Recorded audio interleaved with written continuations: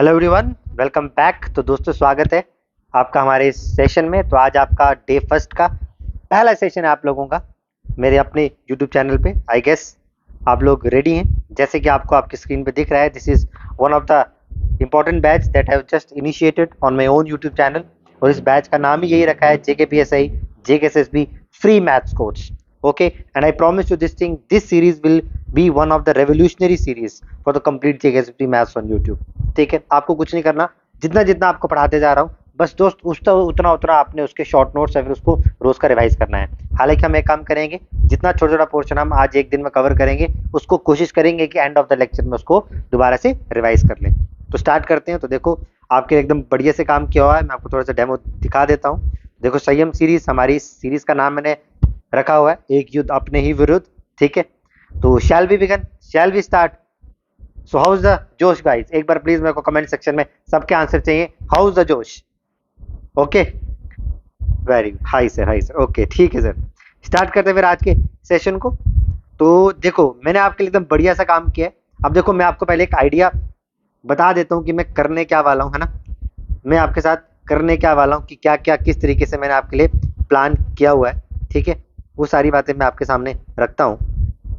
तो देखो यार, ये जो आपको आपके सामने पे स्लाइड दिख रही है ना, तो हम क्या करेंगे बेसिकली, जो मेरा आपको पैटर्न रहेगा वो ये रहेगा कि मैंने आपके सामने कुछ एक कॉन्सेप्ट्स लाए हैं, कॉन्सेप्ट्स के ऊपर कुछ क्वेश्चंस लाए हैं, और इसके साथ साथ ऐसे मतलब लगभग ऑन एन एवरेज हम लेते हुए चलेंगे 70 to 80 कॉन्सेप्ट्स के अंदर हम अपना पूरा का पूरा मैथ्स कवर कर लेंगे, चाहे आपका एडवांस हो चाहे आपका अर्थमेटिक हो। ठीक है, आप लोगों की हाई डिमांड्स के ऊपर।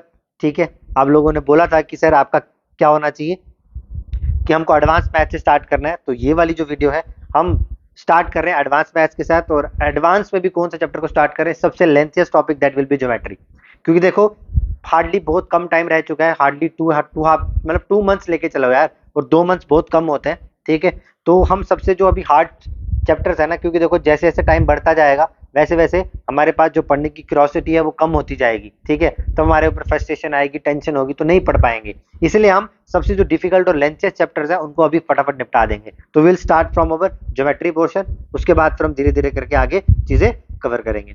ओके, तो टेंशन कुछ नहीं करनी है भाई। मैंने आप लोगों के लिए एकदम बढ़िया बढ़िया स्लाइड जो है वो ऐड की हुई है ना।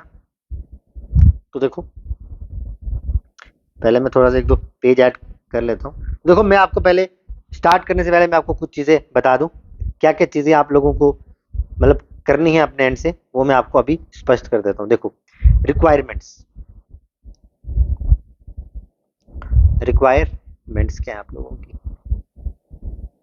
मैं जो आपको जो मेथड रहेगा मेरा पढ़ाने का, वो क्या रहेगा साहब? मेथड ये रहेगा, क्योंकि देखो आपको पता है कि ऑन एन एवरेज लेके चलो, ये क्या चल रहा है, 2 जुलाई है आज। 2 जुलाई से हमने ये सीरीज स्टार्ट करी है। मानते हुए चलो कि हमारा जो एग्जाम पड़ेगा JKPSI की, अगर मैं बात करूं JKPSI का, हमारा जो एग्जाम पड़ेगा, मानते हुए चल रहे हैं कि 20 मतलब लास्ट वीक ऑफ सितंबर में मानते हुए चल रहे हैं। तो मैं मानते हुए चलता हूं कि यार ये 22 सितंबर को है। कब है? अज्यूम कर रहा हूं मैं कि 22 सितंबर को हमारे पास क्या है, इसका एग्जाम है। 2 जुलाई है। हमारा मोटिव ये रहेगा कि साहब ये 2 जुलाई से 22 सितंबर तक हमारा क्या हो जाए, सिलेबस एक तो कंप्लीट भी हो जाए, ठीक है, प्लस रिवाइज भी हो जाए अच्छे से, और प्लस जो JKSSB के जो PYQs है ना 2026 में आए हुए, जो PYQs हैं वो भी कवर हो जाए सब। ये मेरा एम रहेगा। तो मैं आपको बताता हूँ कि मैंने आपको पढ़ाना कैसे है। मैंने क्या किया है, मैंने कॉन्सेप्ट्स लाए हुए हैं। ठीक है, जैसे concept number 1, concept number 2, concept number 3, ऐसे करके उसके ऊपर हम 2 या 3 क्वेश्चंस करेंगे। याद रहे, एक क्वेश्चन मैं करवाऊंगा, एक आधा क्वेश्चन आपको होमवर्क के लिए भी मैं दे सकता हूँ। इससे क्या होगा कि आपका क्या हो जाएगा, फटाफट से रिवाइज हो जाएगा। ठीक है, सारा का सारा। अब आप में से बड़े सारे बच्चे ऐसे होंगे कि सर जिन्होंने प्रिपरेशन अभी स्टार्ट की है, तो मैं सारे डाउट्स अभी क्लियर कर रहा हूँ क्योंकि पहली क्लास है। इसके बाद मैं नहीं डाउट क्लियर करूंगा, बिकॉज अपन सिर्फ पढ़ने का काम करेंगे। देखो यार, मैं उनमें से नहीं हूँ कि आऊंगा बातें करूंगा, पढ़ेंगे पढ़ाई के बीच में, कोई बात नहीं। पहली क्लास से सबको समझा रहा हूँ, तो ध्यान से सुनना इस वीडियो को। ठीक है, अब जो बच्चे बिगनर्स हैं, जिन्होंने अभी जस्ट तैयारी स्टार्ट कर रही है, तो सर वो 100% इन वीडियोस को रेफर कर सकते हैं, बिकॉज मैं एकदम बेसिक से पढ़ाऊंगा। ठीक है, जो अपनी तैयारी कर चुके हैं उनके लिए तो रिवीजन के लिए सबसे बेस्ट है। But I promise you one thing, जिन्होंने पढ़ भी लिया ना साहब, ऐसी ऐसी चीजें बताऊंगा ना आपके पढ़े हुए में से कि आपको बोलोगे नहीं सर इतना तो हमने पढ़ा ही नहीं था। तो ये वीडियो जो है ये दोनों के लिए बेनिफिशियल है, चाहे वो बिगिनर्स हैं, चाहे जो लोग रिवीजन कर रहे हैं। ठीक है, तो मैंने आपको बता दिया कॉन्सेप्ट्स के थ्रू हम क्या करेंगे, पूरे के पूरे मैथ्स को खत्म करेंगे। आज तक आप लोगों ने पढ़ा होगा ना 100 गोल्डन रूल्स ऑफ इंग्लिश, ऐसे पढ़ा होगा।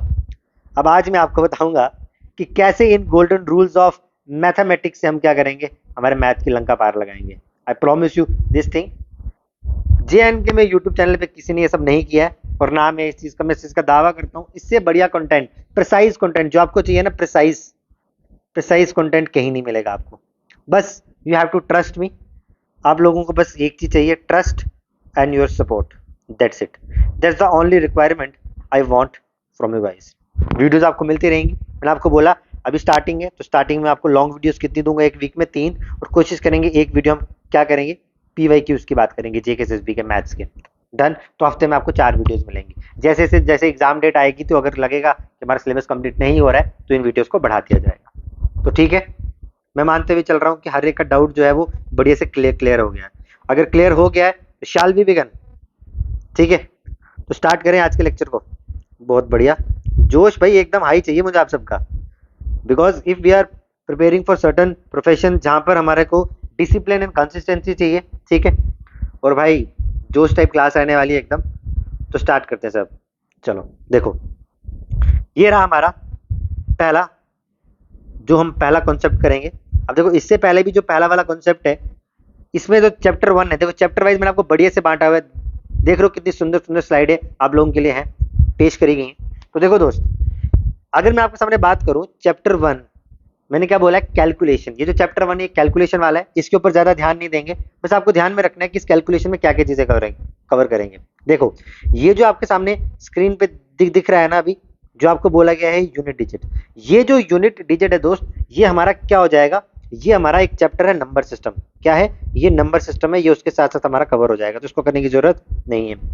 डिजिटल सम भी मैं आपको वही बता दूंगा नंबर सिस्टम में, जो आपको एंड पे करना है इस चैप्टर 1 में, बिकॉज ये मेरा पढ़ाने वाला नहीं, ये आपका काम है।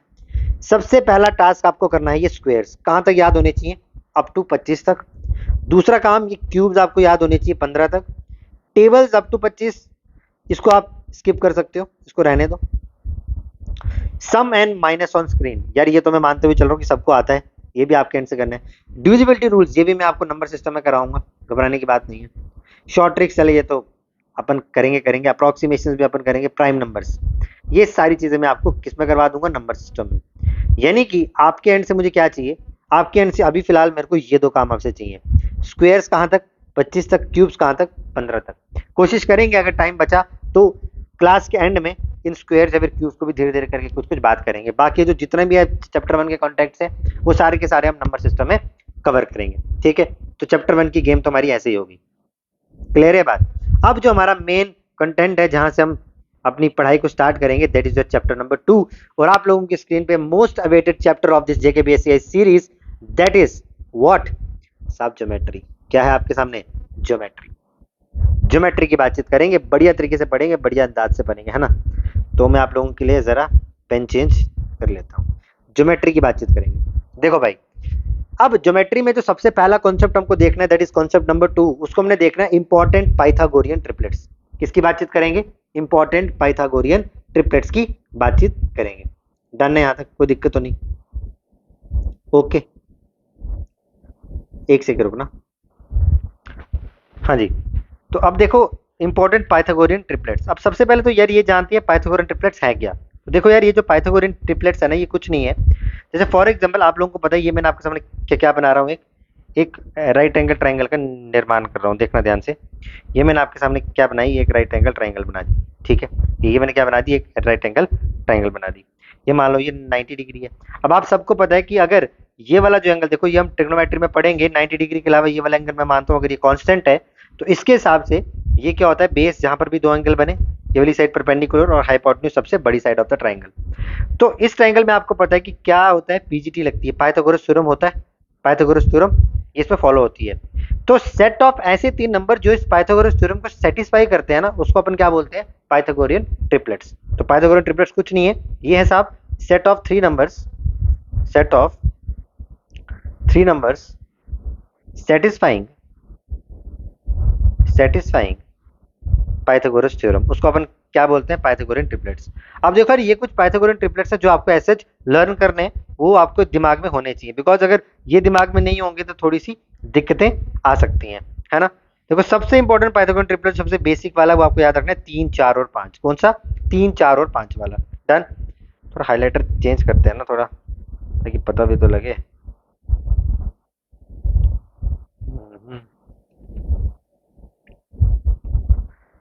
3 4 और 5। डन। अब देखो, अब क्या होगा कि ये जितने भी पाइथागोरियन ट्रिपलेट्स है ना, इसमें क्या होगा, अगर 3 4 5, जैसे मैंने आपके सामने लिया ये पाइथागोरियन ट्रिपलेट्स 3 4 और 5, ठीक है। अब ये पाइथागोरियन ट्रिपलेट कैसे है देख लो। सबसे बड़ी साइड कौन सी? 5, ये हाइपोटेन्यूज होगा तो 25, 5 का स्क्वायर 25। देखना इन बाकी दो के स्क्वायर के सम के बराबर होगा, 3 का स्क्वायर 9 और 4 का स्क्वायर 16। देखो 25 इक्वल टू 25 देखने को मिल गया। तो ये वो सेट ऑफ 3 नंबर्स होते हैं जो आपके पाइथागोरस थ्योरम को सेटिस्फाई करते हैं, उनको पाइथागोरियन ट्रिपलेट्स होते हैं। आपको जो बेसिक नंबर याद रखना है वो रखना है 3 4 5। अब मसला ये है कि जो 3 4 5 है, ये तो आपको पता लग गया पाइथागोरियन ट्रिपलेट्स है, लेकिन अगर इस नंबर्स को अगर मैं जितनी बार मल्टीप्लाई करूंगा ना, वो सारे भी आगे पाइथागोरियन ट्रिपलेट्स बनेंगे। जैसे अगर मैं इसमें हर एक नंबर को 2 का मल्टीप्लाई कर लूं, क्या बन जाएगा? 3 2 6, 4 2 8 एंड 5 2 10। ये भी एक पाइथागोरियन ट्रिपलेट होगा। क्रॉस चेक कर लो। 10 का स्क्वायर 100, 8 का स्क्वायर 64 और 6 का स्क्वायर 36, 64 में 36 100। तो यस, ये भी एक पाइथागोरियन ट्रिपलेट्स है। तो देखो, जब 3 4 5 को मैं क्या करूंगा, मल्टीप्लाई बाय 2 करूंगा, 6 से 10 देखने को मिलेगा। इसी को जब मैं मल्टीप्लाई बाय 3 करूंगा तो 9 12 15। इसी को जब मल्टीप्लाई बाय 4 करूंगा 12 16 20। उसी को मल्टीप्लाई बाय 5 करूंगा तो 15 20 25। अब इसमें से जो आपको ये याद रखने हैं वो इंपॉर्टेंट कौन कौन से हैं, ये 6 8 10 वाला भी इंपॉर्टेंट है, ठीक है। फिर नेक्स्ट हम आएंगे 5 12 13 पे। कौन सा? 5 12 13, this is also one of the important. फिर हम आएंगे 7 24 25 पे, ये भी इंपॉर्टेंट है। और इसमें से जो इंपॉर्टेंट आपको याद रखना है वो याद रखना है 3.5 12 और 12.5 वाला। डन। देन 8 वाला आपको याद रखना है, 8 15 17, 9 40 41, 11 60 61। अब देखो 9 40 41 और 11 60 61 की मैं आपको एक ट्रिक बता सकता हूँ याद करने की। देखो 40 और 41 को ऐड करो, कितना आता है? 81। और 81 किसका होता है? 9 का स्क्वायर, तो 9 40 41। 60 और 61 को ऐड करो, कितना होता है? 120। क्या होता है? 11 का स्क्वायर, तो ये 11 का आ गया। तो इन दोनों को याद करने की तो मैंने आपको ट्रिक बता दी है कि नहीं? डन है भाई। इसको भी याद याद करने की ट्रिक बता देते। देखो 8 2 16 होता है, उसमें से क्या कर लो, इंटू 2 -1 कर लो, ठीक है। और फिर आगे इसमें से क्या कर दो, +2 कर दो। ऐसे करके इसको याद रख सकते हो। इन द सेम मैनर 12 35 और 37 आपको याद रखना है। अब जो इंपॉर्टेंट है ना, आगे जो आगे इंपॉर्टेंट है वो कौन से हैं, वो देखो। जो आगे इंपॉर्टेंट है वो कौन कौन से हैं, उनको जरा देखेंगे, ध्यान देखेंगे। 1 1 और √2, 1 √32, ये तो बहुत इंपॉर्टेंट है। एक चैप्टर आगे आपके पास आएगा, हाइट एंड डिस्टेंसेस। कौन सा आएगा दोस्त? Height and distances. उसमें ये बहुत काम आने वाला है, उसमें ये बहुत काम आएगा। फिर 2n n² - 1 और n² + 1, 2n n² - 1 और n² + 1, ये दोनों के दोनों भी आपके इंपॉर्टेंट है। ये तो बहुत ही इंपॉर्टेंट है भाई साहब, ये आपको जनरल फॉर्म में ऐसे देखने को मिलेंगे, याद रखना। और ये जो है, देखो अब ये जो 1 1 और √2 है, जब हम पाइथागोरन सॉरी जब हम ट्रिग्नोमेट्री के एक चैप्टर है एप्लीकेशन, जब उसको पढ़ेंगे ना, तो उसमें देखना आपको एक ट्राइंगल आएगी, ठीक है। ये यहाँ पर 90 डिग्री है। ये वाली ट्राइंगल कौन सी होती है? जिसमें 1 1 1 वाला आता है। इसमें होता है, अगर ये आपका जो थीटा है ना, थीटा आपका क्या हो जाए, 45 डिग्री हो जाए। अगर थीटा 45 डिग्री हो जाए तो ये दोनों साइडें 1 होती है, और ये जो हाइपोटेन्यूज होता है वो कितना होता है? √2। तो 1 1 √2। अब 1√32 का मसला क्या होता है? ये होता है कुछ इस तरीके का, ठीक है। अगर ये 90 डिग्री है, अगर ये जो थीटा है, अगर ये जो थीटा अगर मैंने कितना रख दिया, थीटा को अगर मैंने रख दिया ना 60 डिग्री, थीटा को अगर मैंने 60 डिग्री रख दिया, तो ये बेस 1 हो जाता है, ये √3 हो जाता है, और ये कितना हो जाता है? ये 2 हो जाता है। तो याद रखो कि ये भी इंपॉर्टेंट है, 1 1 और √2, और 1 √3 और 2, ये तो इंपॉर्टेंट, ये तो मैंने आपको डीप में एक्सप्लेन कर दिया, ये तो आपके जहन में रहना चाहिए, ठीक है। डन। और ये भी 2n² n² - 1 n² + 1, 2n n² - 1 n² + 1, ये सेम ही वैल्यू हो गई क्या? सेम वैल्यू को उसने रिपीट कर दिया है, तो ये एक ही है, कोई दिक्कत नहीं है। डन। ये भी ट्रिपलेट्स ही कहलाता है। अब यहाँ पर n की वैल्यू को कुछ भी रिप्लेस कर सकते हो आप, है कि नहीं? क्लियर है यहाँ तक? कोई दिक्कत नहीं। चलो, तो एक बार एक काम करते हैं, थोड़ा सा फटाफट सा रिकैप कर लेते हैं। तो अभी हमने क्या क्या पढ़ा उसको। तो हमने सर पाइथागोरियन ट्रिपलेट्स को पढ़ा। मैंने आपको बताया पाइथागोरियन ट्रिपलेट्स जो आपको जहन में रखने हैं, ठीक है। सबसे इंपॉर्टेंट आपको याद रखना है 3 4 और 5 का। कौन सा? 3 4 और 5 का। अब मैंने कहा इसके जितने भी मल्टीपल्स होंगे वो भी सारे होंगे, जैसे इंटू 2 करोगे तो क्या मिल जाएगा? 6 8 और 10। ये इंपॉर्टेंट था। उसके बाद हम आए किसके ऊपर? 5। तो हमने बोला सर 5 वाला जो पाइथागोरियन ट्रिपलेट्स मेरे पास आएगा वो कौन कौन से आपको देखने को मिलेंगे? वो सब मुझे देखने को मिलेंगे 5 12 और 13 का। कौन सा? 5, 12 और 13 का, ये इसको आप याद रखोगे। 6 वाला तो हो ही गया। फिर आ जाओ 7 के ऊपर। 7 का इंपॉर्टेंट है, 7, 24 और 25 का, इसको भी आगे इंपॉर्टेंट याद रखोगे। ठीक है, उसके बाद आ जाओ 8 के ऊपर। तो 8 को याद करने की ट्रिक, 40 और 41 बन गया कितना, 81। सॉरी 8, वो 8 की नहीं थी, ये मैंने आपके सामने 9 की, तो ले कम करो, इसको लिख दो 9, 40 और 41। देखो 40, 41, 81 और ये 9 का square. In the same manner 11 की ट्रिक क्या थी, 60 और 61, क्या बन गया 121 और 11 का स्क्वायर। 8 रह गया, तो 8 को मैं यहाँ लिख देता हूँ। 8 के साथ मैंने क्या ट्रिक बताई थी, इंटू 2 -1 करो, तो कितना बन गया 2 16 -1 15 और +2 कर दो स्टार, हो गया यार। उसके बाद मैंने 12 का बताया आपको। 12 का क्या बताया मैंने आपको, 12 आपको सीधे 35 और 37 ये आपको याद ही करना पड़ेगा यार। फिर मैंने आपको इसी के अंदर कुछ कैटेगरी याद करवाई। मैंने कहा सर ये जो 5 वाला है इसको अगर आप इंटू 2 करोगे तो क्या बन जाएगा 10, 24 और कितना बन जाएगा 26, तो इसको भी याद रखोगे। 7 में मैंने आपको एक वैल्यू याद करवाई, इंपॉर्टेंट बहुत, मतलब फ्रिक्वेंटली यूज होती है पॉइंट्स में, 3.5, 12 और कितना 12.5, इसको याद रखोगे यार, ये इंपॉर्टेंट है। फिर उसके बाद कौन सा बचा, फिर मैंने आपको ट्राइंगल वाले बताए। तो ट्राइंगल वाले मैंने आपको कौन कौन से बताए, मैंने कहा सर 1, 1 और फिर कौन सा बताया मैंने आपको √2, और इसमें याद रखना थीटा कितना होगा आपके सामने 45 डिग्री। फिर आगे फिर बताया 1/√3 और आपने कहा 2, सर इसमें क्या होगा थीटा इक्वल टू 60, है ना, डन। या फिर 30 भी हो सकता है, वो हम देखेंगे, डन। तो ये मैंने आपको बताया। फिर जो आपने इक्वेशन की फॉर्म में पढ़ा आपने 2n n² - 1, फिर आपने पढ़ा n² + 1, ये थे आपके सारे के सारे ट्रिपलेट।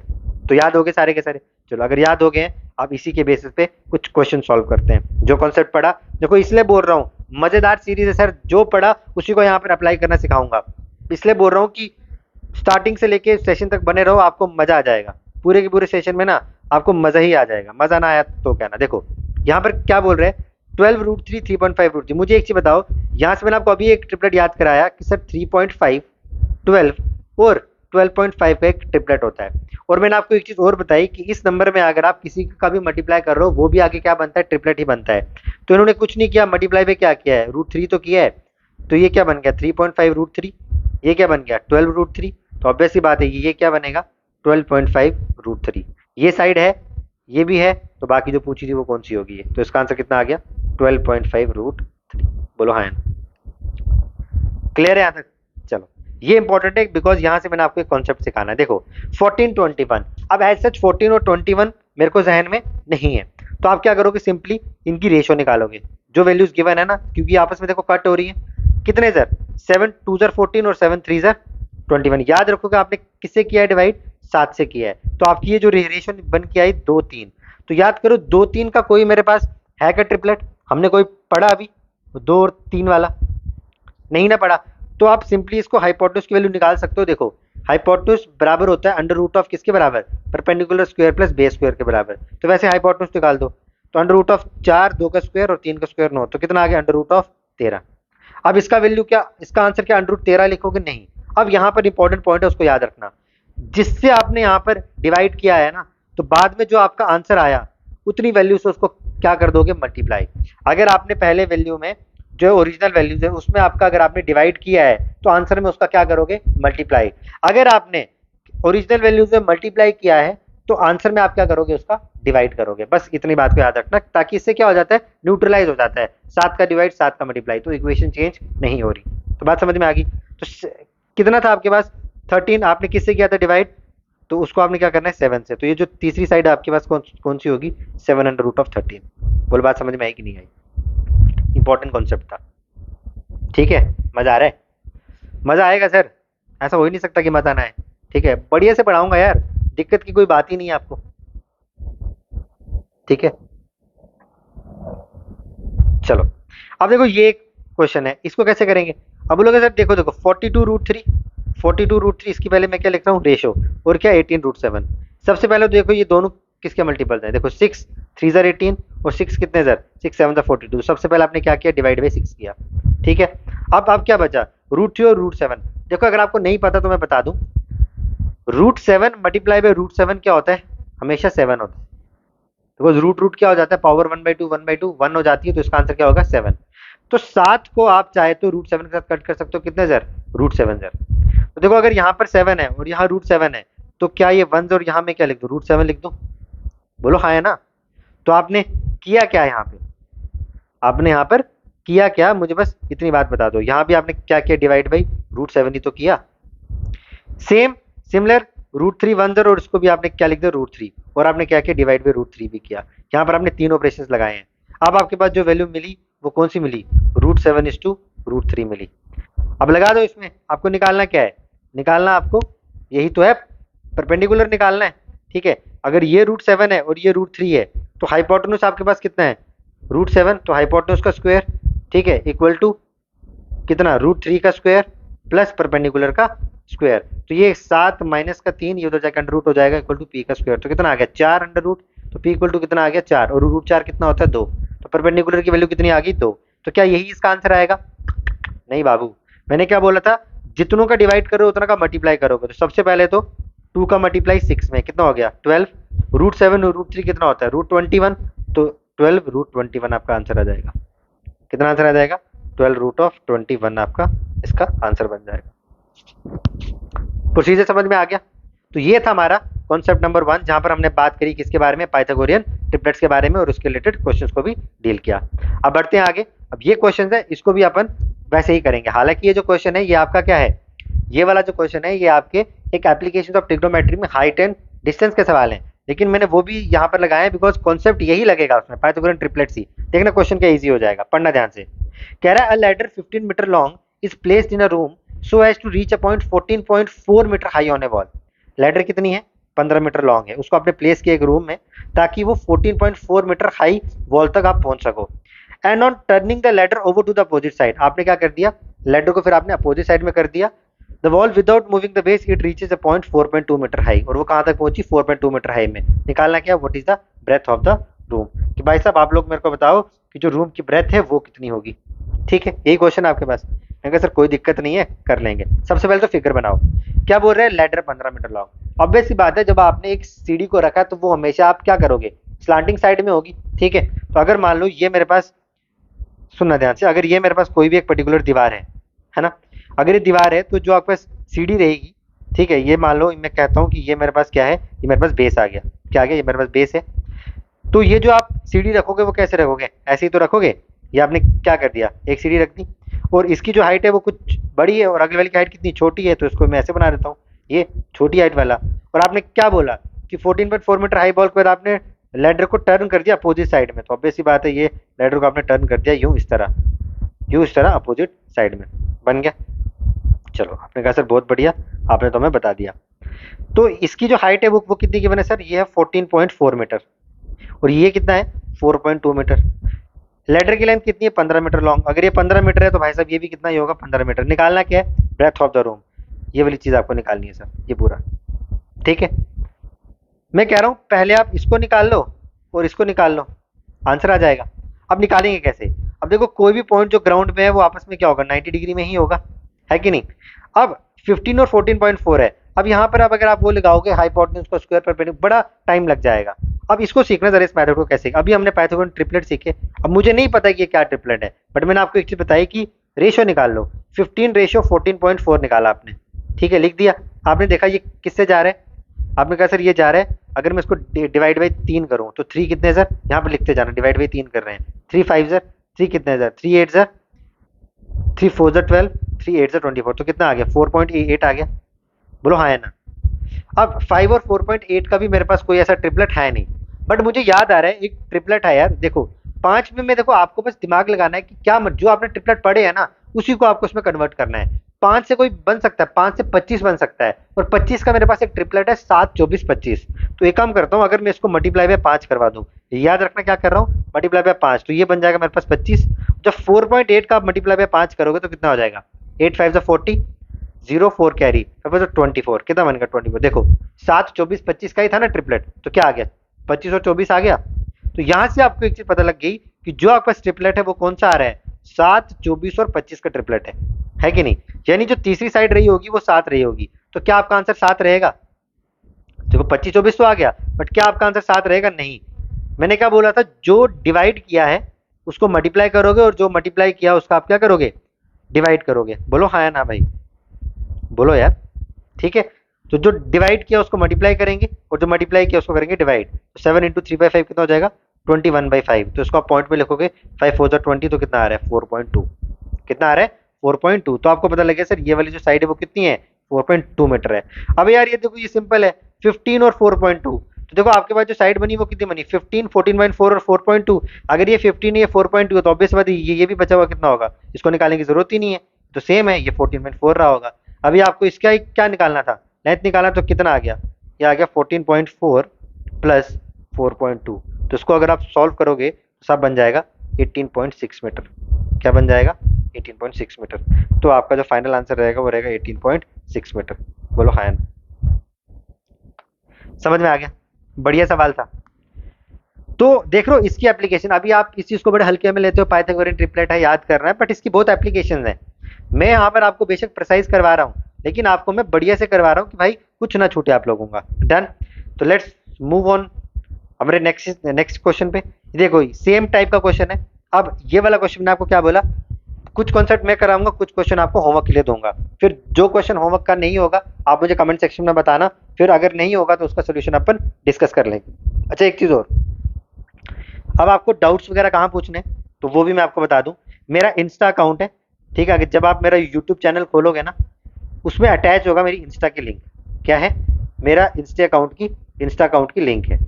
वहां पर आप मुझे टेक्स्ट कर सकते हैं, ओपन अकाउंट होगा वो, आपके जितने भी डाउट्स होगा मैं वहां पर एड्रेस कर लूंगा। बिकॉज अभी मैंने आपका टेलीग्राम और व्हाट्सएप ग्रुप को एक्टिव नहीं किया हुआ है, तो इसलिए मैंने आपको इंस्टा बनाया है, वो मेरा बेसिकली एजुकेशन वाला ही चैनल है, आप मुझे उसमें टेक्स्ट कर लेना, ठीक है। तो डाउट आपका वहां से क्लियर हो जाएगा। फिर जो कोई डाउट होगा तो उसको एक बार एक्सरसाइज लगा के अपन कवर कर लेंगे। बिकॉज देखो यार कुछ मेहनत आपको भी करनी है, ठीक है। तो ये वाला जो क्वेश्चन है, ये क्वेश्चन मैं आप लोगों के लिए छोड़ रहा हूँ। ये क्वेश्चन होमवर्क का है। क्या बोल रहा है, मैं आपको क्वेश्चन समझा देता हूँ। एक ladder of length 65 metre is resting against the wall, it slips 8 metre down the wall. ये देखो वो लेडर जो है वो खिसक गई है अब, ठीक है। मैं से रफ डायग्राम बना देता हूँ। ये मान लो ये कोई एक लेडर थी, ठीक है, तो ये 8 मीटर स्लिप होगी। मान लो ये वाला जो डिस्टेंस आपको कितना दिया था, 8 मीटर दिया हुआ था। डन। तो आपकी फिगर कुछ इस तरीके से बनेगी इसकी। फिर आगे क्या बोल रहे हैं, then bottom will move away from x metre. जब ऐसा हुआ तो बॉटम, जब इसने ये आगे खिसकी तो बॉटम भी क्या हुआ होगा इसका, एक सेकेंड यार, अगर बॉटम इसका और खिसका है तो ये काम करेंगे। अगर मान लो, मैं मानते हुए चलता हूँ कि ये डायग्राम है, मैंने कहा सर ये 8 मीटर, ये इतना क्या हो गया, इतना खिसक गई। तो ऐसा करने पे ये क्या होगा, इसका बेस भी आगे खिसक जाएगा, और ये जो बेस आगे खिसका है ये कितना, ये एक्स मीटर से खिसका है। ये क्वेश्चन ने बोला है, कह रहा है इट वॉज इनिशियली 25 मीटर। ये इतना आपको कितना है, ये 25 मीटर है इनिशियली। आपको बताना है कि what is the value of the x, इस एक्स की वैल्यू कितनी होगी, ठीक है। ये 90 डिग्री का है। कोशिश करना इस क्वेश्चन को सॉल्व करने की। मुझे पता है आप लोग इसको कौन सी अप्रोच से सॉल्व करोगे, वो जो आपने पढ़ा हाइट एंड डिस्टेंसेस, लेकिन कोशिश करना इसमें पाइथागोरियन ट्रिपलेट का यूज करने का। अगर नहीं होगा तो इस क्वेश्चन को अपन डिस्कस करेंगे, ठीक है। तो ये क्वेश्चन आपका क्या रहा, होमवर्क का। मैंने पहले ही बोला कि आपको कुछ कुछ क्वेश्चन में होमवर्क के लिए भी दूंगा, कुछ कॉन्सेप्ट पढ़ेंगे और कुछ आपको होमवर्क के लिए भी क्वेश्चन दूंगा। कोई डाउट यहाँ तक, बढ़िया से, चलो शानदार। बढ़े आगे, नेक्स्ट कॉन्सेप्ट के ऊपर बढ़े। अब देखो जो हमारा अगला कॉन्सेप्ट है वो क्या है। अब अगले कॉन्सेप्ट के ऊपर बातचीत करेंगे, कॉन्सेप्ट नंबर 3, ठीक है। कॉन्सेप्ट नंबर 3, बहुत बढ़िया, ये आया ना कॉन्सेप्ट। चलो बढ़िया कॉन्सेप्ट है, ध्यान से समझना। क्या बोल रहा है, कह रहा है in a triangle the angle between internal bisector. एक ट्राइंगल के अंदर जो एंगल होगा बिटवीन इंटरनल बाइसेक्टर, याद रखना एक ट्राइंगल में दो बाइसेक्टर हो सकते हैं, या तो इंटरनल या तो एक्सटर्नल, ठीक है। Of a base angle, internal bisector of a base angle and external bisector of the other base angle, वो हमेशा क्या होगा, हाफ होगा किसका, रिमेनिंग वर्टेक्स एंगल का। पहले चलो मैं आपको यहाँ पे एक रफ डायग्राम से समझाता हूँ, सुनना ध्यान से। अगर मैंने आपके सामने कोई, ये क्या बोल क्या रहा है, मैं इसे रफ डायग्राम बताता हूँ। ये मैंने बोल दिया, तो आपको अच्छे से ही बना के बताता हूँ ना, इसको मिटाता हूँ। ये बोल क्या रहा है, ये बोल रहा है अगर फॉर एग्जाम्पल मान लो कि ये मैंने आपके सामने कोई एक ट्राइंगल बना दी, ठीक है, ये मैंने आपके सामने एक ट्राइंगल बना दी। अब इस ट्राइंगल में जो इसका इंटरनल बाइसेक्टर होगा ना, इस ट्राइंगल में जो इसका इंटरनल बाइसेक्टर होगा वो कौन सा होगा। अब ये एक ट्राइंगल है, अगर मैं यहाँ से एक इसका बाइसेक्टर बना रहा हूँ तो ये कौन सा होगा, ये ट्राइंगल के अंदर से बना है ना, तो ये इसका क्या होगा, इंटरनल बाइसेक्टर। अगर फॉर इंस्टेंस मैं एक काम करता हूँ, मैं इस ट्राइंगल को आगे एक्सटेंड कर लेता हूँ, डन है। और अब मैं इसका क्या बनाता हूँ, एक बाइसेक्टर बनाता हूँ, तो ये अब मेरे पास क्या होगा, ये इसका एक्सटर्नल बाइसेक्टर होगा। ये क्या बन गया भाई, ये जो होगा, अब ये जो मैंने आपके सामने ड्रॉ किया है, ये क्या होगा, ये एक्सटर्नल बाइसेक्टर होगा। यार ये कुछ मैच नहीं हो रहा ना, चलो इसी को मैच कर लेते हैं। चलो मान लेना, ये सपोज कर लेना, ठीक है, ये एक साथ ही है ये, ठीक है। मेरा आपको यहाँ पर उद्देश्य समझाने का ये है कि सर ये जो है ना, ये होगा आपके सामने इंटरनल बाइसेक्टर। क्या होगा? इंटरनल। इंटरनल बाइसेक्टर का सिंपल सा मतलब है जो ट्रायंगल के अंदर से बनाया हो। और ये वाला जो बाइसेक्टर है ये कैसा है? ये आपके पास क्या होगा? External bisector. अब समझना थ्योरम को कि ये बोल क्या रही है। थ्योरम आपके सामने बोल रही है साहब कि जब कभी भी ऐसा हुआ, जब कभी भी ऐसा हुआ तो क्या होगा कि ये जो एंगल होगा between the internal bisector, for example मान लो कि ये है आपके सामने, ठीक है। इंटरनल बाइसेक्टर का मतलब क्या? ये वाला एंगल इक्वल और ये वाला एंगल इक्वल। एक्सटर्नल बाइसेक्टर का मतलब ये वाला एंगल इक्वल और ये वाला एंगल इक्वल। तो कह रहे थे angle between internal bisector of the base angle, base angle के जो इंटरनल, अगर ये वाला एंगल जो ये थीटा है, and external bisector of the other base angle, ये हाफ होगा। अगर ये वाला एंगल थीटा है, ये वाला एंगल क्या हो जाएगा? अल्टीमेटली थीटा बाई 2 हो जाएगा। बोलो बात समझ में आई? तो इस थ्योरम का सिंपल सा मतलब है, कोई भी अगर आपने एक ट्रायंगल बनाई है, ठीक है, तो the angle between the internal bisector of base angle, ठीक है, इंटरनल, ये आ गया internal bisector of base angle and external bisector of the base angle, वो क्या होगा? हाफ। ये वाला एंगल की बात कर रहा है। देखो समझो ध्यान से, angle between the internal bisector और base angle and angle between the external bisector, ये वाला एंगल जो होगा वो हाफ होगा। किसके साथ?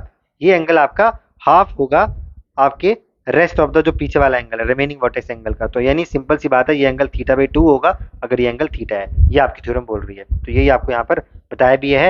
ये ट्रायंगल आपके सामने, ये आ गया इंटरनल बाइसेक्टर, ये आ गया एक्सटर्नल बाइसेक्टर। कह रहा है इनके बीच में जो बनने वाला एंगल है ये हमेशा क्या होगा? हाफ होगा। किसके? रिमेनिंग वर्टेक्स एंगल के। तो बी ई सी के किसके बराबर? a/2। ये आपकी थ्योरम है। ठीक है, समझ में आ गया? चलो अब इसके रिगार्डिंग कुछ क्वेश्चंस किए जाएं। चलो क्वेश्चंस करते हैं। ये रहा क्वेश्चन आपके सामने। ये आपके सामने एक गिवन फिगर है, आपको बोल रहा है internal angle bisector of angle ACB and external angle bisector of angle ABC। सबसे पहले तो देखो internal angle bisector of ACB, ACB, तो नहीं ये वाला जो एंगल है ये क्या होगा? आपका इंटरनल बाइसेक्टर होगा। एंड ABC का एक्सटर्नल बाइसेक्टर, A, B और C का एक्सटर्नल बाइसेक्टर क्या है? ये है। कह रहा है मीट एट पॉइंट D। कहां पर मीट कर रहे हैं? ये पॉइंट डी पे मीट कर रहे हैं। तो ऑब्वियस सी बात है ये वाला जो एंगल होगा ये कितना होगा? थीटा बाई 2 का। किसके? इस थीटा के। भाई अकॉर्डिंग तो अभी हम थ्योरम पढ़कर आए हैं कि जो कोई ये इंटरनल बाइसेक्टर, ये एक्सटर्नल बाइसेक्टर मिलकर जो एंगल बनेगा वो हाफ होगा रिमेनिंग एंगल के।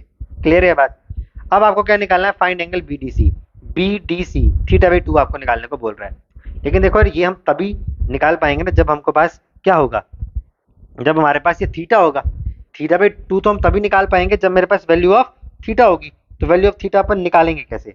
मसला तो हमारे पास सिंपल सा यही है कि नहीं? हमको देखो उसने बोला है ये 105 डिग्री है। कितना है? 105 डिग्री है। तो मुझे पता है अगर ये 105 डिग्री है तो ये पूरा क्या होगा? पूरे का सम कितना होता है? 180। तो ये इतना एंगल कितना हो जाएगा? 180 डिग्री माइनस 105 डिग्री। तो कितना आ जाएगा यहाँ से? 75 डिग्री। तो ये इतना सा जो एंगल है ये मेरे पास निकल के कितना आ गया? 75 डिग्री। यस और नो? अगर ये 130 डिग्री है, ये 130 डिग्री है मेरे पास, अगर ये एंगल 130 डिग्री है तो ये भी 180 होगा। तो अगर 180 है तो 180 माइनस 30 करोगे, 180 माइनस 130 करोगे तो ये वाला एंगल निकल के कितना आ जाएगा? 50 डिग्री हो गया। 75 आपको पता लगा ये एंगल 75 है, ये एंगल 50 है। तीनों एंगल का सम करोगे 75 degree plus 50 degree plus theta equal to 180 degree. पता है ना? ये ट्राइंगल की एंगल सम प्रॉपर्टी। नहीं पता तो लिख लो, ये होती है angle sum property of a triangle. Angle sum property of a triangle होती है कि तीनों एंगल का सम कितना होता है? 180 डिग्री। तो थीटा की वैल्यू निकल के कितनी आ जाएगी? 180 डिग्री माइनस 70 प्लस 50 कितना होता है आपके पास? 125। तो थीटा की वैल्यू आपके पास निकल के आ गई कितनी? 55 डिग्री। तो थीटा कितना आ गया आपके सामने? 55 डिग्री। और हमसे पूछा क्या था? BDC यानी थीटा बाई 2 निकालना था। तो सिंपल सी बात है, सब 55 डिग्री का हाफ कर दो, कितना होगा? 2 2 4, 27.5 डिग्री। तो 27.5 डिग्री, ऑप्शन नंबर बी आपका बिल्कुल सही आंसर है। समझ में आया क्वेश्चन? अब देखो इन क्वेश्चंस में ऐसा होगा ज्योमेट्री में कि सिर्फ ऐसा नहीं कि जो आपने थ्योरम पढ़ी है तो उसके बेसिस पे आप करोगे, कुछ कुछ दिमाग आपको खुद भी लगाना पड़ेगा। ठीक है, बात समझ में आ रही कि नहीं आ रही? बोलो। चलो नेक्स्ट क्वेश्चन की तरफ बढ़ा जाए। नेक्स्ट क्या है? चलो इसी के बेसिस पे क्वेश्चन नंबर 2 भी है। देखो भाई साहब, ये आपके सामने फिगर बनी हुई है, आपको इसको बताना है। एक काम करता हूँ, इस फिगर में अगर आपको नहीं, मैं को लिख देता हूँ। ये एंगल जो है ये 60 डिग्री है। कितना? ये 60 डिग्री है। ये ABC है, ये EF ये पॉइंट है। ठीक है, बोल क्या रहा है in the given figure A F is the angle bisector of B A C. A F जो है वो एंगल बाइसेक्टर है किसका, बी ए सी का। A F is the angle bisector of B A C, बहुत बढ़िया, ठीक है।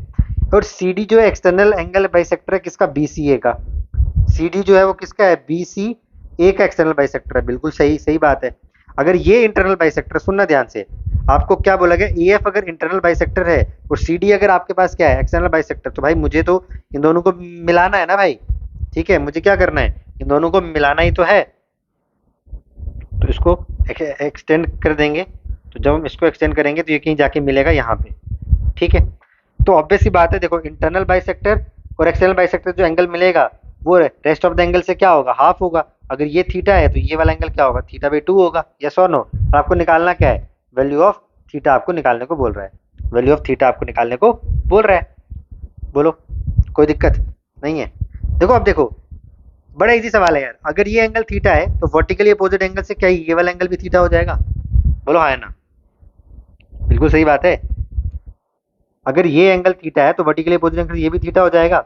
तो आप देखो ट्राइंगल की एक प्रॉपर्टी होती है जिसको हम बोलते हैं exterior angle sum property. Exterior angle sum property नहीं पता तो साथ साथ में लिख लेना। एक्सटीरियर एंगल सम प्रॉपर्टी क्या कहता है, ये कहता है अगर ये मेरे पास कोई एक ट्राइंगल है, मैंने कहा ये ट्राइंगल है ए बी और सी, ठीक है, ये मैंने कोई एक एक्सटीरियर एंगल बनाया है, इसको मैंने नाम दे दिया एंगल 1। ये कहता है कि एक्सटीरियर एंगल प्रॉपर्टी 1 जो है ये इंटरनल के, इसके अपोजिट के इंटरनल एंगल्स के सम के बराबर होता है। तो एंगल 1 हमेशा किसके बराबर हो जाएगा, angle A plus angle B के, ये कहता है आपको एक्सटीरियर एंगल प्रॉपर्टी। तो सेम केस में देखो, अगर ये 60 डिग्री है तो इसके अपोजिट वाले थीटा बाई थीटा 2, तो यहाँ पर मैं एक्सटीरियर एंगल लगा सकता हूँ। तो यहाँ से मैं कह सकता हूँ 60 डिग्री इक्वल टू किसके बराबर, थीटा प्लस थीटा बाई 2। तो इसको अगर आप सॉल्व करोगे तो 60 degree equal to theta plus theta by, theta को कॉमन ले लो, 1 प्लस 1 बाई 2 कितना होता है, 3 बाई 2, तो बन जाएगा 3 थीटा बाई 2 इक्वल टू किसके बराबर, 60 डिग्री। तो 3 कितने sir, 20 sir, theta equal to वहां जाके क्या हो जाएगा, इंटू 2, थीटा इक्वल टू कितना आ गया, 40 डिग्री। पूछा क्या है, what is the value of the theta, तो थीटा ही तो पूछा था। तो लो भाई, सवाल तो हो गया।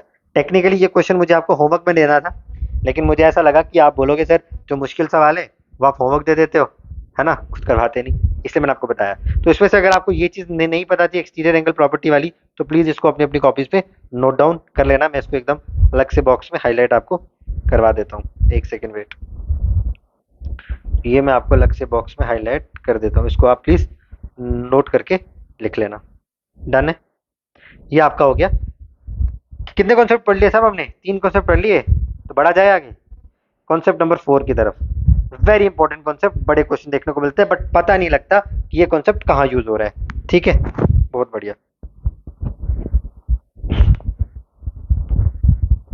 चलो, ये कह रहा है साहब, the angle between perpendiculars drawn by a vertex to opposite side and the angle bisector of the vertex angle, ठीक है, कोई बात नहीं। देखो अभी क्या बोल रहा है आपके सामने, बड़ा सिंपल सा सवाल है यार ये, इसमें मतलब एक छोटा सा कॉन्सेप्ट है, ज्यादा कुछ लेंथी कॉन्सेप्ट है नहीं है। ये आपके सामने बोल रहा है द एंगल बिटवीन, किसके angle between, perpendicular drawn by a vertex, perpendicular drawn by a vertex, vertex से आपने एक परपेंडिकुलर ड्रॉ किया, ठीक है, टू अपोजिट साइड। ऑब्वियस सी बात है, कोई एक ट्राइंगल आपके सामने, उस पर आपने क्या कर दिया, अपोजिट साइड पे एक परपेंडिकुलर को ड्रॉ कर दिया। जैसे फॉर एग्जांपल मान लिया मैंने ये ट्राइंगल एबीसी है, ट्राइंगल एबीसी है तो इसका वर्टेक्स क्या होगा, ये, यहाँ से आपने एक परपेंडिकुलर ड्रॉ कर दिया, कौन सा, ये वाला एडी, परपेंडिकुलर ड्रॉ कर दिया बेस के ऊपर, अपोजिट साइड ही तो है इसकी, बीसी के ऊपर। कह रहा है and angle bisector of the vertex angle, and angle bisector of the vertex angle. अब देखो यहाँ पर आपको थोड़ा सा समझने में दिक्कत आ सकती है।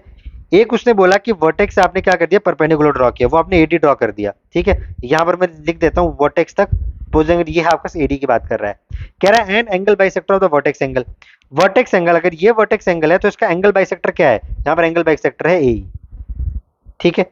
तो इस एंगल बाइसेक्टर का मतलब होगा जितना एंगल ये उतना एंगल ये। कह रहा है इनके जो बीच वाला जो एंगल है ना, ये एंगल थीटा, इसकी वैल्यू निकालनी है। तो हमेशा याद रखना ये जो थीटा होगा ये हमेशा क्या होगा, मॉड ऑफ ये जो इस वर्टेक्स के अपोजिट वाले दो एंगल्स हैं उनका डिफरेंस बाई 2, किसके बराबर होगा, theta equal to mod of x minus Y by 2। ये जो मैंने एक्स दो लाइंस लगाई हैं ये मॉड होता है, क्या बोलते हैं इसको, मॉड बोलते हैं। इस मॉड का सिंपल सा मतलब ये होता है कि कोई भी वैल्यू कभी भी नेगेटिव नहीं हो सकती। अगर आपका आंसर -3 भी आ रहा है माइनस करके, तो मॉड उस वैल्यू को क्या बना देता है, पॉजिटिव बना देता है, पॉजिटिव ऑलवेज। तो ये आपके सामने आपने इस वैल्यूज को याद रखना है कि थीटा किसके बराबर होगा, एक्स माइनस वाई बाई 2 के बराबर देखने को मिलेगा। समझ में आया, ओके, बढ़ा जाए आगे। चलो इस कॉन्सेप्ट के ऊपर कुछ क्वेश्चंस देखते हैं अब फिर। इस क्वेश्चन को आगे डील करते हैं। चलो क्वेश्चन ये रहा आपके सामने, क्या बोल रहा है, कह रहा है इन ट्राइंगल एबीसी, कोई एक ट्राइंगल एबीसी, एंगल बी कितना है 65 डिग्री, एंगल सी 35 डिग्री है, AD is perpendicular on side BC. कह रहा है एडी जो है वो साइड बीसी के ऊपर परपेंडिकुलर हो गया है। कह रहा है which meets side BC at point D. ठीक है, तो एक काम करता हूँ, मैं आपको साथ साथ में फिगर भी बनाते जाता हूँ ताकि आपको बेटर क्लैरिटी हो जाए। ठीक है, मैं आपके सामने बोला कोई एक ट्राइंगल है एबीसी, लो भाई साहब ये मैंने एक ट्राइंगल बना दी एबीसी, कोई दिक्कत यहाँ तक नहीं है। अब ये कह रहा है कि ट्राइंगल एबीसी में आपने क्या बोला है, एंगल बी 65 डिग्री है, एंगल सी क्या है 35 डिग्री है, बहुत बढ़िया। कह रहा है AD is perpendicular on side BC. पहले तो मैंने इसका नामकरण ही नहीं किया है, इसको मैं नाम देता हूँ ए, इसको नाम देता हूँ बी, मैं नाम देते सी। कह रहा है एडी जो है वो परपेंडिकुलर है साहब। मैंने कहा ठीक है तो बना लेते हैं साहब, ये मैंने बना दिया, एडी क्या बना दिया मैंने, परपेंडिकुलर ड्रॉ कर दिया, तो इसका नाम मैंने कर दिया ये एडी क्या है, परपेंडिकुलर ड्रॉ कर दिया। ऑन साइड बीसी हो गया, AD perpendicular side on draw on BC, which meet side BC at point D, नाम दे दिया मैंने डी। अब ये कह रहे हैं कि एई जो है वो एंगल बाइसेक्टर है, और बीएसी का एंगल बाइसेक्टर है। तो मैंने एक काम कर दिया, मैंने कहा इसको अपन ड्रॉ कर लेते हैं, ये मैंने एक एंगल बाइसेक्टर ड्रॉ कर दिया। बोलो भाई ठीक है, ये बना नहीं यार अच्छे से ना, इसको मैं जरा मिटाता हूँ, जगह बन जाएगा। तो एई जो है वो एंगल बाइसेक्टर है। ठीक है, अब बन गया आगे। चलो ये इसका नाम क्या है, इसका नाम है एई इज द एंगल बाइसेक्टर। ये आपने ड्रॉ कर दिया परपेंडिकुलर, ये आपने ड्रॉ कर दिया एंगल बाइसेक्टर। ठीक है, कह रहा फाइंड एंगल डीएई, आपको ये वाला एंगल निकालने को बोल रहा है। तो अब बताओ यार इस क्वेश्चन में है कुछ, कुछ भी नहीं था सर। ये वाला एंगल तो अभी हम पढ़कर आए हैं, और ये वाला एंगल मुझे कितना दिया है, बी दिया है भाई साहब 65 डिग्री, और सी दिया है 35 डिग्री। तो हम यही तो पढ़कर आए अभी, theta equal to mod of कितना, X minus Y by two कर लो यार। तो ये आप करोगे थीटा, ये एक्स वाई, तो 65 माइनस 35/2 करोगे मॉड में, 65 माइनस 35 करोगे तो कितना आएगा साहब, 30/2, तो कितना आ गया आपके पास 15 डिग्री, ये तो ऑलरेडी पॉजिटिव है। तो थीटा की वैल्यू कितनी आ गई आपके सामने, 15 डिग्री। तो साहब आपका आंसर कितना आ जाएगा, इसका आंसर 15 डिग्री आ जाएगा। कोई दिक्कत यहाँ तक, बढ़िया था, समझ में आ रहे हैं कॉन्सेप्ट, जहां से नहीं आएगा तो प्लीज बता देना। ठीक है, चलो अब बढ़ेंगे आज के हमारे कॉन्सेप्ट नंबर 5 की तरफ। ठीक है, देखते हैं इसके अंदर हमने क्या क्या पढ़ना है। ये इंपॉर्टेंट है, जिसको हम कहते हैं साइन रूल, आपने बड़ी बार इसका नाम भी सुना होगा। ठीक है, साइन रूल। साइन रूल आपको क्या बोलता है यार, देखो साइन रूल आपको सिंपल सा बोलता है, कह रहा है पहले तो ये समझो कि ये साइन रूल लगता कहाँ पर है। ठीक है, जब भी आपको क्या हो, दो साइड्स दिए हो और दो एंगल्स दिए हो, और आपको क्या हो, मतलब देखो दो साइड्स और दो एंगल्स गिवन है, मतलब चार चीजें गिवन है, दो साइड्स और दो एंगल्स। ठीक है, और आपको कोई तीन चीजें गिवन है और चौथी चीज आपको पूछी है, तो वहां पर हम इसको लगाते हैं। लेकिन याद रहे यहां पर आपके सामने साइड्स और उनके सामने वाले एंगल प्रेजेंट होने चाहिए। क्या बोल रहा हूं मैं, देखने यहां लिखता हूं, साइड्स और उनके सामने वाले एंगल, और उनके सामने वाले एंगल होने चाहिए, सामने वाले एंगल की बातचीत होनी चाहिए साइन रूल में। क्लियर है बात, जरा देखते हैं। देखो अगर मैंने आपके सामने कोई भी एक ट्राइंगल लिया, जैसे ये आपके सामने एक ट्राइंगल लिया है एबीसी। देखो ट्राइंगल लिखने का सिंपल सा मतलब है, कैपिटल ए के आगे जो साइड की साइड होती है वो स्मॉल ए से, कैपिटल बी के आगे side small B, capital C के बाद में स्मॉल साइड सी। कह रहे जब कभी भी ऐसा है तो देखो A by sine A, A by sine A, देखो ये है ना, इसके बारे में बात करेंगे। इसके अपोजिट एंगल साइन है, ये हमेशा बराबर होगा बी अपॉन साइन बी और equal to C by sine G. ये ए बी सी आपके पास क्या है, साइड्स हैं, और ये भी देखो ये जो स्मॉल ए स्मॉल बी और स्मॉल सी क्या है आपके सामने, साइड्स हैं, और कैपिटल ए बी सी आपके पास क्या है, एंगल्स है। तो देखो ए, आपने सिंपल सा पैटर्न याद रखना है, अगर ऊपर ए है तो नीचे भी है, ऊपर सी है तो नीचे भी सी है कि नहीं। तो ये हमेशा किसके बराबर होगा, टू ऑफ आर के। अब ये टू ऑफ आर क्या है ये मैं आपको बताता हूँ। देखो टू ऑफ आर जो है बेसिकली लिखा भी हुआ है, टू ऑफ आर जो है यहाँ पर आर आपके पास क्या है, सर्कम रेडियस। हम आगे बातचीत करेंगे जहां पर मैं आपको बताऊंगा इन सेंटर पढ़ेंगे, ऑर्थो सेंटर पढ़ेंगे, सर्कम सेंटर, वहां पर ये वैल्यू आती है सर्कम रेडियस। तो अभी के लिए इतना जान लो, ये जो वैल्यू होती है A by sine A, B by sine B और सी बाई साइन सी, ये हमेशा किसके बराबर होता है, ट्वाइस ऑफ आर, जहां पर आर आपके पास क्या होता है, सर्कम रेडियस होता है एक किसी भी रेक्टेंगल का। अब देखो यार यहीं से मैं आपको एक वैल्यू बताता हूँ, अगर A by sine A equal to two of R है तो मैं यहाँ से ए की वैल्यू निकाल सकता हूँ इक्वल टू किसके बराबर, two R into sine A. यहाँ से बी की वैल्यू निकाल सकता हूँ two of R into sine of B, बोलो हाँ है ना। और क्या मैं यहाँ से सी की वैल्यू निकाल सकता हूँ, कितना, two of R into sine of C. अगर मैं इन तीनों का अगर ए बी सी का रेशियो निकालूं तो टू आर आपस में क्या हो जाएगा, कैंसिल हो जाएगा। तो क्या बच जाएगा, ए बी सी की ratio sine A is to sine B is to sine C. Again very important, समझ में आया ये रेशियो कहाँ से आ रहा है। तो ए बी सी का जो रेशियो बन के आएगा वो कितना आ जाएगा, sine A is to sine B is to sine of C के बराबर। क्लियर है यहाँ तक? बोलो यार। तो ये है आपका साइन रूल। तो फटाफट से जरा एक बार रिकैप करेंगे। सर साइन रूल आपको कुछ नहीं कहता, यहाँ पर मैं आपको छोटा सा बनाता हूँ।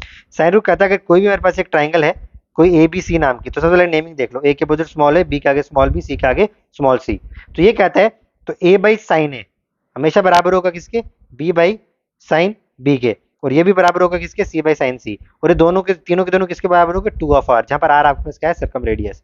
अगर ए बी सी की इंडिविजुअली रेशियो पूछी जाएगी तो बराबर किसकी होगी? साइन ए साइन बी और साइन सी की। ये आपको सिंपल सा रूल कहता है साइन रूल। ठीक है, आगे बढ़ते हैं। आगे आपके पास कोसाइन रूल, इसी का भाई है कोसाइन रूल। बड़ा क्वेश्चन आता है इसके अंदर। ये कहता है, वहां पर देखो मैंने क्या बोला था, वहां पर साइड्स और एंगल्स की बात हो रही थी ना, वहां पर मैंने आपको बोला था साइड्स और उनके सामने वाले एंगल्स की बात हो रही थी। यहां पर बोल रहा है टू साइड्स, अगर आपका कोई दो साइड्स और angle between sides are given, कोई भी दो साइड्स और उन दो साइड्स के बीच में एंगल अगर आपको गिवन है, तो वहां पर आपका क्या लगता है? कोसाइन रूल आपका लगता है। क्या लगता है? Cosine of rule. दो साइड्स और उनके बीच का एंगल आपको गिवन है, तो वहां पर क्या लगता है? Cosine rule. Then we can find the opposite side by, हम अपोजिट साइड आराम से निकाल सकते हैं। कैसे? By with the help of cosine rule की मदद से। अब देखो ये आपका कोई एक ट्राइंगल है ए बी सी, ठीक है। तो कॉस ऑफ ए, अगर आपको कॉस ए निकालना है, जैसे कॉस ऑफ ए है यहाँ पर, तो ये क्या हो जाएगा? ये हो जाएगा बी स्क्वायर प्लस सी स्क्वायर माइनस ए स्क्वायर अपॉन 2bc। ठीक है, देखो इसका सिंपल से मैं आपको ट्रिक बताता हूँ। अगर आपको ए वैल्यू चाहिए ना, ठीक है, तो जो निकालना है, ठीक है, उसको माइनस करोगे। जैसे आपको क्या निकालना है? ए निकालना है ना, ए निकालना है, तो एक एक ए के स्क्वायर को माइनस करोगे, बाकी बची हुई साइड को क्या कर दोगे? प्लस। और अपॉन में जो बची हुई साइड है उनके साथ 2bc लिख दोगे। पैटर्न समझ में आ रहा है? देखो यहाँ पर बी निकालना है तो बी का स्क्वायर माइनस करोगे, बाकी साइड का सम करोगे, ठीक है। और यहाँ पर अपॉन में क्या जाएगा आपके सामने? बी को छोड़ के बची हुई साइड के साथ ट्वाइस ए लगा दोगे। सेम सी निकालना है, सी का स्क्वायर माइनस किया, बाकी साइड का सम और ट्वाइस ऑफ 2ab। देखो यहाँ पर मैं आपको फील करवाता हूँ ये चीज, आपके पास ये वैल्यूज देखने को मिल गई, ठीक है। अगर आपको वैल्यू निकालनी कॉस ए की, किसकी वैल्यू निकालनी है? कॉस ऑफ ए की। अब देखो ये जो एंगल है उसने क्या बोला? दो sides and angle between them. ये एंगल ए है, ये किन दो साइड्स के बीच में है? सी और बी के तो बीच में है, तो इन दोनों का आपने क्या कर दिया? सम करके स्क्वायर, बी स्क्वायर प्लस सी स्क्वायर। और ये वाला जो है इसके अपोजिट वाली का क्या कर दिया? माइनस कर दिया, अपॉन में 2bc कर दिया। सेम कॉस बी, ये किन दो के बीच में? सी स्क्वायर प्लस ए स्क्वायर के बीच में, और माइनस कर दिया बी स्क्वायर को अपोजिट वाले को। ये किसके बीच में? ए और सी, तो A square plus B square minus कर दिया सी स्क्वायर को। तो ये पैटर्न है आपका किसका? आपको साइन ऑफ रूल का। क्लियर है? समझ में आ गया? आई गेस मैं मानते हुए चल रहा हूँ कि आपको यहाँ तक चीजें बढ़िया से समझ में आ रही हैं। आ रही है ना? चलो, अगर समझ में आ रही तो अभी पता लग जाएगा भाई कितनी समझ में आ रही है ना? चलो क्वेश्चन के ऊपर बढ़ते हैं। ये हमने साइन रूल कोसाइन रूल को पढ़ लिया। चलो अब धुआंधार क्वेश्चन आपके सामने क्या बोल रहा है? कह रहा है in the given figure find the value of P R. ये गिवन फिगर है, आपको पी आर की वैल्यू सबसे पहले तो देख के ऑब्जर्व कर लो, यहाँ पर साइन रूल लगेगा या फिर कोसाइन रूल लगेगा। देखो दो साइड्स के बीच वाला एंगल, साइन कह रहा था साइड के अपोजिट वाला एंगल, वो साइन रूल कहता था। ठीक है, मैं आपको यहाँ पर फिर से लिख देता हूँ। साइन रूल आपको क्या बोलता था? साइन रूल में आपको ये देखना है क्या? एंगल के साइड के अपोजिट वाले एंगल, साइड के अपोजिट वाला एंगल है ना, साइड के अपोजिट वाला एंगल। बट यही चीज जब मैं आपके सामने बोलूंगा किसके बारे में? कोसाइन रूल के बारे में, वो कहता था दो साइड्स के बीच वाला एंगल, दो साइड्स के बीच वाला एंगल, बीच वाला एंगल। तो देखो दो साइड्स गिवन है और उनके बीच का, तो फॉर श्योर 100% यहाँ क्या लगेगा? Cosine rule. तो लगा दो। देखो अगर मुझे cos ऑफ 60 डिग्री निकालना है कोसाइन रूल में, तो क्या बोला था? cos 60, तो ये जो दो साइड आ रही थी इनका सम, 2 का स्क्वायर प्लस 1 प्लस √3 का होल स्क्वायर, इनको प्लस, और अपोजिट वाली को हम क्या कर देते थे? माइनस, माइनस का एक स्क्वायर, और अपॉन में जो दो गिवन थी उनके साथ 2 के साथ मल्टीप्लाई, 2 इंटू 2 इंटू यहाँ कितना? 1 प्लस √3। बस इसको सॉल्व करेंगे, आंसर आ जाएगा यार। cos 60 कितना होता है भाई? नहीं पता तो देखो cos 60 होता है 1/2 होता है, ये याद रख लेना। चलो आपको यहाँ वैल्यू लिखवा दे, हालांकि मैंने ट्रिग्नोमेट्री में पढ़ाना है, बट देख लो। देखो थीटा की वैल्यू 0 डिग्री, ये वैल्यू याद कर लेना। 30 डिग्री, 60 डिग्री, सॉरी एक सेकंड रुको, 30 डिग्री, 45 डिग्री, 60 डिग्री और 90 डिग्री, इनकी वैल्यूज आपको याद होनी चाहिए। साइन थीटा की वैल्यू, देखो साइन थीटा की वैल्यू जैसे जैसे एंगल बढ़ता जाएगा वैसे वैसे साइन की वैल्यू बढ़ती जाएगी। 0, फिर 1/2, ये 1/√2, फिर ये √3/2 और बाद में 90 पे 1। लेकिन कॉस के केस में उल्टा हो जाता है, इसको उल्टा करके लिखोगे 1, फिर √3/2, फिर 1/√2, फिर 1/2 और फिर 0। क्वेश्चन आता है कि किस वैल्यू पे इनकी वैल्यू क्या होती है, सेम होती है, तो याद रखोगे 45 पे। फिर आता है tan थीटा। अभी के लिए समझ लो, आगे बताऊंगा मैं आपको ट्रिग्नोमेट्री में। साइन थीटा होता है जब आप साइन थीटा को डिवाइड करते हो कॉस थीटा के साथ, tan थीटा आता है। तो कर लो, 0/1 is your 0, 1/2 divide by √3/2 is 1/√3, 1/√2 1/√2 1, √3/2 1/2 √3 and 1/0 is your not defined. ये वैल्यूज आपका टास्क है, ये वैल्यूज याद कर लेना भाई साहब, वेरी इंपॉर्टेंट। चलो अब आ जाओ, अब वैल्यू पता लगी। cos 60 कितना, 1/2, किसके बराबर, 2 का स्क्वायर 4। अब a plus b whole square लगाओ, a स्क्वायर प्लस √3 का square 3 plus 2ab, 2 into 1 into √3 कितना, सीधा लिख दो 2√3 माइनस का x स्क्वायर अपॉन में ये कितना हो जाएगा, 2 2 4, देखो 4 इंटू 1 प्लस √3 बच गया।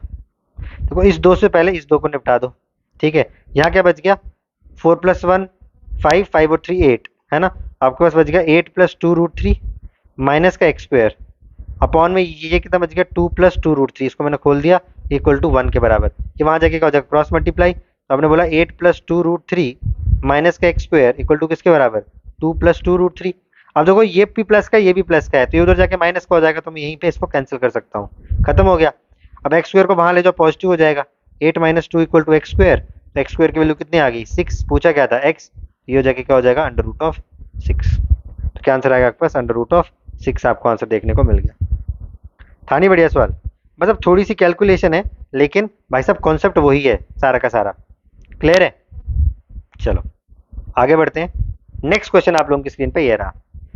अब देखो ये क्या बोल रहा है, side A B of triangle, side AB of a triangle is 80 centimeter long whose perimeter is 170 centimeter if angle between ABC is 60 degree and the smallest side of the triangle।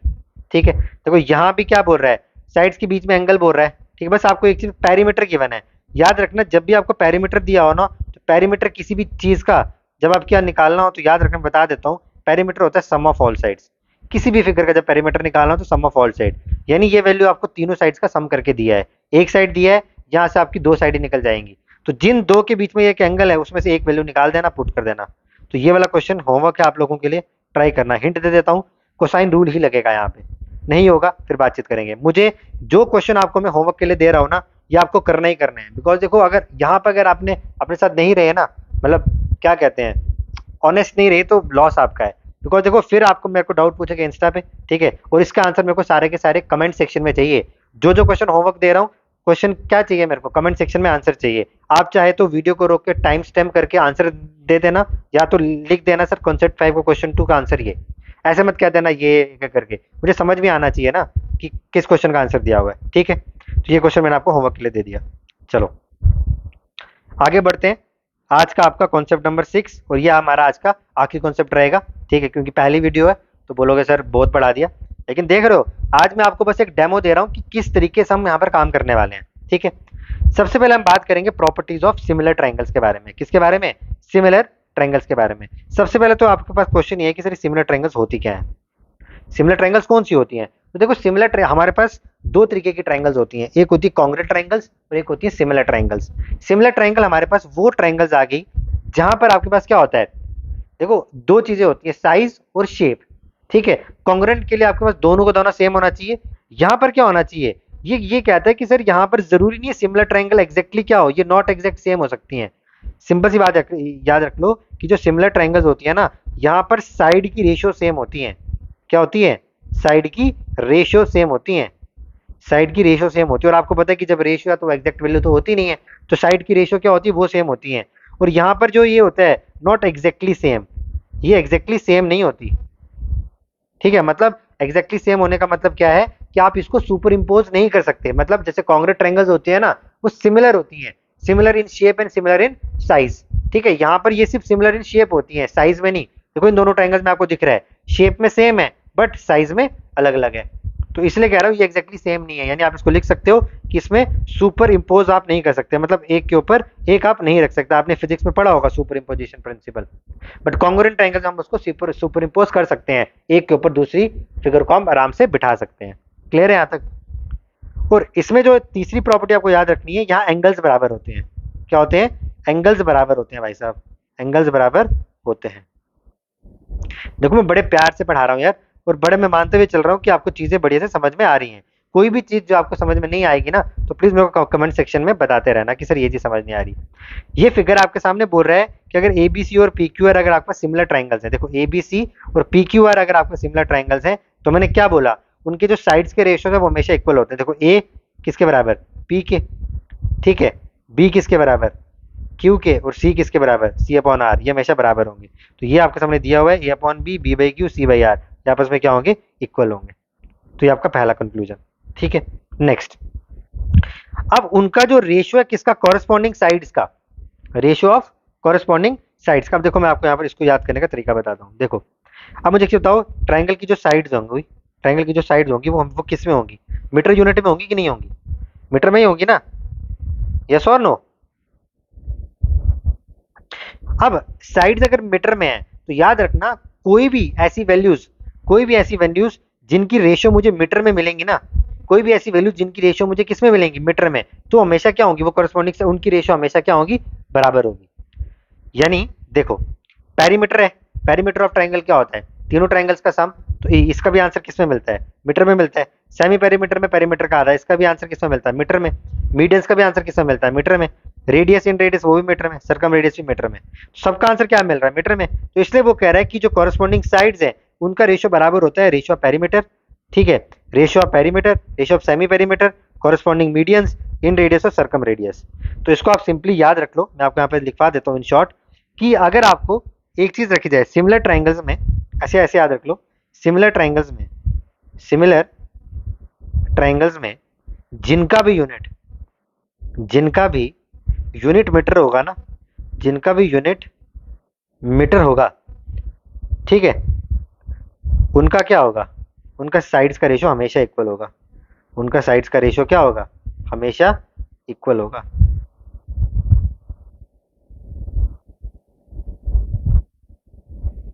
हमेशा इक्वल आपको देखने को मिलेगा, ठीक है। ये हमारे पास पैंतरा है, इसको आप हमेशा याद रखोगे। तभी बोल रहा है कॉरेस्पॉन्डिंग साइड्स की रेशियो हमेशा पेरीमीटर के बराबर, सेमी पेरीमीटर, कोशिश करेंगे इसके ऊपर, बट क्लियर होगा। अब आगे बढ़ते हैं, very important, basic proportionality theorem, 10th में आपने पढ़ी होगी, इसको थेल्स थ्योरम भी बोला जाता है, बड़े क्वेश्चन आते हैं इससे।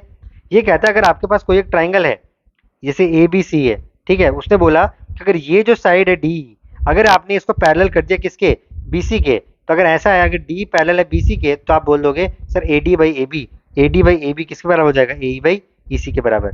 और इसी का वाइसी वर्सा, अगर रेशियोज आपस में इक्वल हैं तो आप बोल दोगे कि लाइंस आपस में क्या है, पैरेलल है। अब देखो इसको आप उल्टा भी बोल सकते हैं। अब फॉर एग्जाम्पल मान लिया कि इस वाली साइड को मैंने मान लिया ए, इसको मैंने मान लिया बी, इसको मान लिया सी, इसको मैंने मान लिया डी। ये कहता है कि अगर डी जो है वो पैरेलल है बी सी के, तो क्या होगा, पहली चीज ए अपॉन में बी बराबर होगा सी बाई डी के, भाई ये भी हो सकता है। या ऐसा हो सकता है ए अपॉन में कितना, पूरा का पूरा ए प्लस बी, ए अपॉन में ए प्लस बी, ये बराबर होगा इसका सी अपॉन में यहाँ भी सी प्लस डी, ये भी हो सकता है। दोनों रिजल्ट पॉसिबल है।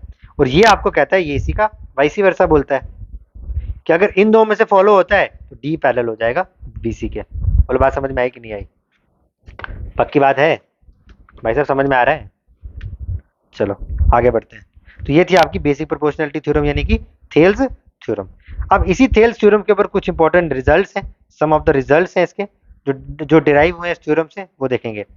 ये कह रहे हैं सर देखो, एडी अपॉन में किसका, बी डी, ये तो मैंने अभी बताया। देखो अगर ये ए है, ये बी है, ये सी है और ये डी है, ये तो मैंने अभी आपको लिखाया भाई, ए अपॉन बी किसके बराबर हो जाएगा, सी बाई डी, ये भी एक इंपॉर्टेंट रिजल्ट है। फिर कह रहा है ए डी अपॉन में ए बी, कह रहा है ए अपॉन में ए प्लस बी बराबर होगा किसके, डी, डी जो है इसको आप ऐसे लिख दो, डी अपॉन में किसके, बी सी के। ये फर्दर बराबर होगा ए ई अपॉन ए सी के, यानी सी अपॉन ए सी क्या था आपके पास, सी प्लस डी। तो ये वाला जो इंपॉर्टेंट रिजल्ट है इसको आप याद रख लेना। मैंने दो का बताया था, बट याद रखना ये वाली साइड का भी रेशियो बराबर होगा। ये दोनों साइड है, ये दोनों ट्राइंगल आपस में क्या होगी, कॉन्ग्रुएंट। कौन कौन सी, एक ये वाली ट्राइंगल जो मैंने आपके सामने बनाई है, triangle A D E, triangle A D E, और एक ये बड़ी वाली ट्राइंगल, और एक ये बड़ी वाली ट्राइंगल जो मैं आपके सामने ड्रॉ करूंगा, ये ट्राइंगल आपस में क्या होगी, कॉन्ग्रुएंट हो जाएगी। तो एरिया का जैसे देखो, इतना कुछ याद मत रखो, मैं सिंपल सी चीज बोलता हूँ, आपको क्या चीज याद रखनी है। आपने देखना है सर, जब कभी भी साइड 1 बाई साइड का रेशियो आएगा, साइड 1 बाई साइड 2 का रेशियो, इसका जो स्क्वायर होगा वो हमेशा किसके बराबर होगा, जो एरिया 1 बाई एरिया 2 के बराबर। यानी याद रखना जो एरिया का जो रेशियोज होता है वो हमेशा क्या होता है, साइड्स के रेशियोज के स्क्वायर के बराबर होता है। वही चीज यहाँ पर लिखी हुई है, area of triangle AD upon ABC और साइड्स की रेशियो के स्क्वायर के बराबर। तो आपने इतना सब ना याद रखते हो, इस पॉइंट को याद रखना है कि एरिया का जो रेशियो होगा वो हमेशा साइड के रेशियोज के स्क्वायर के बराबर होगा।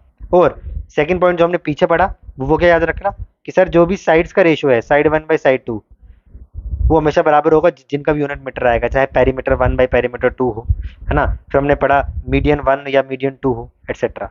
बस यही दो बातें आपको यही याद रखनी है। ये था आपके कुछ इंपॉर्टेंट रिजल्ट रिगार्डिंग किसके, थेल्स थ्योरम के। अब है हमारे पास क्या, मिड पॉइंट थ्योरम। कौन सी थ्योरम है दोस्त, मिड पॉइंट थ्योरम। ये जो मिड पॉइंट थ्योरम है इसको आप जानेंगे ये क्या बोलती है। ये भी मतलब कुछ ज्यादा नहीं बोलती है, ठीक ही है ये भी, है ना। मिड पॉइंट थ्योरम की तरफ जाते हैं। मिड पॉइंट, अरे यार ये क्या हो गया, एक सेकंड रुकना दोस्त। मिड पॉइंट थ्योरम ये कहते हैं कि सर अगर ये मेरे पास कोई एक ट्राइंगल है एबीसी, अभी तक हम बात कर रहे थे D and E are any points, Thales theorem ने ये नहीं बोला था कि D N E mid point है। अब ये कह रहे हैं कि डी एन ई क्या है, इसके मिड पॉइंट्स हैं। ठीक है, अगर ऐसा है, देखो पहला point D N E are mid points of A B and A C, अगर ऐसा है तो क्या हो जाएगा, एक तो डी पैरेलल हो जाएगा बीसी के, पहला रिजल्ट, और दूसरा डी जो होगा वो इस बीसी का हाफ होगा। कहने का मतलब ये हुआ कि अगर डी और ई अगर ये मिड पॉइंट है तो पहला रिजल्ट क्या होगा, ये तो पैरेलल होंगे और ये इसका आधा। अगर ये क्या है, अगर ये दो है, अगर ये दो है ये इसका आधा हो जाएगा। ठीक है, डी इक्वल टू, सॉरी अगर ये दो है तो ये इसका आधा कितना हो जाएगा, मान लो ये 1, इसका आधा 1 हो जाएगा। और बात समझ में आई कि नहीं आई। सेकंड इंपॉर्टेंट रिजल्ट, अगर D parallel to BC and D equal to BC by 2 given है, मतलब इसी का उल्टा गिवन है, तो D and E are mid points of A B and A C respectively. तो इन शॉर्ट कहने का मतलब ये हुआ कि अगर D and E mid points हैं तो क्या हो जाएगा, एक तो ये पैरेलल होंगे और डी की वैल्यू आधी होगी जितनी बीसी की, और इसका वाइस वर्सा। यही इसके इंपॉर्टेंट रिजल्ट्स हैं। बोलो बात समझ में आई कि नहीं आई। अब इसके कुछ इंपॉर्टेंट रिजल्ट्स है, उसको याद करेंगे। कह रहा है इस ट्राइंगल में क्या होता है, ए डी अपॉन में A B, A E upon में ए सी और डी अपॉन में बी सी, जैसे हमने पीछे पढ़ा था वो वहां पर रिजल्ट सेम था, बट यहाँ पर इनका आंसर कितना होता है, हमेशा 1/2 ही आता है। अगर मुझे डी और अगर मैं इस रेशियो में से डी और बी सी को नेग्लेक्ट करूं, सिर्फ ए डी बाई क्या रखूं, A D by D B और ए ई बाई ई सी, तो इनका रिजल्ट हमेशा कितना आता है, 1 ही आता है। कितना आता है, 1 ही आता है। दोनों ट्राइंगल आपस में क्या है, सिमिलर है, और इनके जो रेशियोज होते हैं आपस में एरियाज का, वो कितना होता है, 1/4। बस आपने जो इंपॉर्टेंट चीज यहाँ से याद रखनी है कि जो यहाँ पर साइड्स 1 बाई साइड 2 है ना, साइड 1 बाई साइड, इनकी रेशियो कितनी हो जाती है, 1/2। तो आप इसको ऐसे मत याद रखो, ऐसे ही याद कर लो। अगर मैं अगर इसको नाम ए देता हूँ, उसको बी देता हूँ, इसको सी देता हूँ और इसको डी देता हूँ, पहला रिजल्ट जो आपको इंपॉर्टेंट याद रखना है कि sir A D by A B, यानी A D upon A plus B, ठीक है, ये बराबर होगा किसके, सी अपॉन में सी प्लस डी के, और ये बराबर होगा किसके, डी अपॉन में बी सी के, और इन सबकी वैल्यू कितनी होगी, 1/2। पहला रिजल्ट आपको ये याद रखना है। दूसरा, अगर आपको पूछा जाता है एरिया ऑफ ये छोटी वाली triangle, triangle A D E का, और बड़ी वाली ट्राइंगल, ट्राइंगल ऑफ एरिया कितना, ए बी सी का, ठीक है, ऑब्वियस सी बात है, देखो ये 1 है तो 1 का स्क्वायर करेंगे 1, 2 का स्क्वायर कितना करेंगे 4, ये कितना हो जाएगा 1/4। समझ में आ गया। तो देखो अगर इसका इस पूरी ट्राइंगल का एरिया अगर 4 है, ठीक है, तो इस पूरी ट्राइंगल का एरिया कितना हो जाएगा 1। तो आपसे कभी कभी पूछा भी जाता है कि ये जो पीछे फिगर बची है, जैसे ये बी सी डी, ये क्या बनता है, एक ट्राइबीजियम बनता है। तो देखो ना यार, अगर इस पूरी ट्राइंगल का एरिया 4 है और इसका अगर 1 है तो इस बचे हुए का कितना होगा, 3 ही होगा। तो इस ट्राइबीजियम का एरिया कितना होता है, 3 होता है, याद रखना। तो ये थी हमारी सारी की सारी आज की थ्योरी। अब कुछ क्वेश्चंस करते हैं और आज के सेशन को एंड करते हैं। चलो, क्या बोल रहे हैं, in triangle ABC is similar to triangle DEF. दो ट्राइंगल्स हैं आपस में सिमिलर है। कह रहे area of triangle ABC 100 metre square, ABC का 100 मीटर स्क्वायर, और एरिया ऑफ डीईएफ का कितना 49 सेंटीमीटर स्क्वायर। कह रहा ऑल्टीट्यूड ए का 5 है, कॉरस्पॉन्डिंग ऑल्टीट्यूड कितना होगा। देखो इसको तो करने की जरूरत पड़नी नहीं चाहिए, बट चलो मैं फिर भी आपको बता देता हूँ। पहला क्वेश्चन है, ये मैंने एक ट्राइंगल बना दिए दो आपके सामने, ठीक है। अब ये बोल रहा है साहब कि इस ट्राइंगल में उसमें आपने करना क्या है, बोल रहा है कि इसका जो एरिया आपको गिवन है वो कितना है, 100 सेंटीमीटर स्क्वायर। मैंने मान लिया ये ट्राइंगल क्या है, ए बी और सी है, और ये मैंने मान लिया ये कौन सी है, ये साहब डी ई और एफ है। अच्छा यार ये क्या हो गया, 2 मिनट रुकना, थोड़ा सा ना यार रॉन्ग हो गया यार, ये मैंने करना भूल गया ना, इनको मैं डिलीट ही करना पड़ेगा। चलो सॉरी, अब आ जाओ। इसको मैंने नाम दे दिया ए, इसको मैंने नाम दे दिया बी, इसको मैंने नाम दिया सी, इसको मैंने नाम दे दिया डी, इसको मैंने नाम दे दिया ई, इसको मैंने नाम दे दिया एफ। इसका जो एरिया आपको गिवन है कितना है, वो है 100 सेंटीमीटर स्क्वायर। इसको मैं एरिया, और इसके एरिया कितना है वो आपको बोला गया 49 सेंटीमीटर स्क्वायर। ऑल्टीट्यूड यानी इसकी जो ये हाइट गिवन है, ये जो हाइट गिवन है ये कितनी है 5 सेंटीमीटर, और इसकी ये जो हाइट है वो आपको निकालने को बोल रहा है। तो ऑल्टीट्यूड कितना है, हाइट ऑल्टीट्यूड कितना है 5, और इसका ऑल्टीट्यूड आपको निकालना है। मैंने क्या बोला था आपको कि एरिया का जो, देखो साइड्स की रेशियोज का स्क्वायर, मैंने साइड्स की रेशियो का स्क्वायर का मतलब जितनी भी वैल्यू जिनका यूनिट मीटर आ रहा है उनकी रेशियो का स्क्वायर हमेशा एरिया के बराबर होता है। तो वही करेंगे, ऑल्टीट्यूड 1 बाई ऑल्टीट्यूड 2 का होल स्क्वायर हमेशा इक्वल टू किसके बराबर, एरिया 1 बाई एरिया 2 के बराबर। ये कितना है 5, और इसको मैं x मान लूँ, इसका होल स्क्वायर इक्वल टू यहाँ कितना था 100 बटे में 49, स्क्वायर वहाँ जाके क्या हो जाएगा अंडर रूट। तो आपको यहाँ से पता लग जाएगा क्या मिल जाएगा, 5 अपॉन में x अंडर रूट करोगे तो ये under root of 100 by under root of 49 मिल जाएगा। मैं यहीं पे लिख रहा हूँ, ये किसका हो जाएगा 10, ये किसका हो जाएगा 7 का, 5 1 जा 5 2 जा, ठीक है। तो x की वैल्यू कितने आएगी, 2 ऑफ x इक्वल टू 7, तो सब x आपको देखने को मिलेगा 7 बटे 2 यानी कि 3.5। तो x वैल्यू कितनी आ जाएगी 3.5 सेंटीमीटर। क्वेश्चन समझ में आया, बढ़िया सवाल था कि नहीं, ठीक है ना, समझ में आ रहा है बिटू, बोलो भाई, ठीक है यहाँ तक कहानी। चलो नेक्स्ट क्वेश्चन की तरफ बढ़ते हैं। ये आपका आज का आखिरी सवाल है, ठीक है, इस क्वेश्चन को ट्राई करेंगे। तो देखो पढ़ते हैं, मैं करवा दूं या आप करोगे, चलो इसकी फिगर समझा देता हूं, करना आप। कह रहे in triangle ABC D and E are mid point of side A B and B C. पहले मैं, यार ये क्या हो गया, क्या बन गए, एक जगह रुकना गाइस, ये पेन टाइप से थोड़ा पढ़ाया नहीं ना है तो आदत नहीं है इससे। तो ये मैंने आपके सामने एक ट्राइंगल बना दी, ठीक है, ये ट्राइंगल बना दी मैंने, इसको मैंने नाम दे दिया, ये ट्राइंगल ए, इसका नाम दे दिया बी, उसका मैंने नाम दे दिया सी। ये ट्राइंगल है मेरे पास।